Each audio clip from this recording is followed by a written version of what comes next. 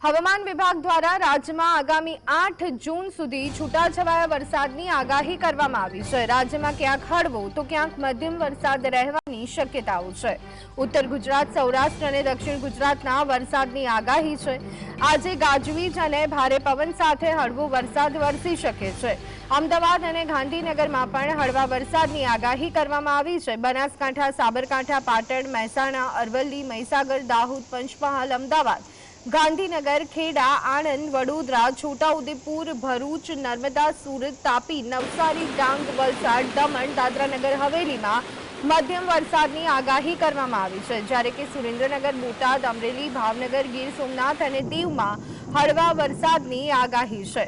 IPL ફાઇનલમાં વરસાદ વિઘ્ન બની અને વરસી શકે છે। હવામાન વિભાગે અમદાવાદમાં આવતીકાલે હળવાથી મધ્યમ વરસાદની આગાહી કરી છે।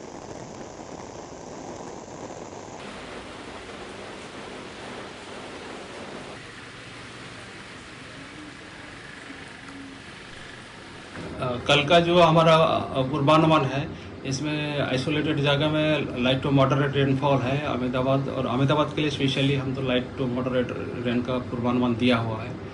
और तापमान जो है आज 39 डिग्री सेंटीग्रेड के आसपास दे रहे हैं।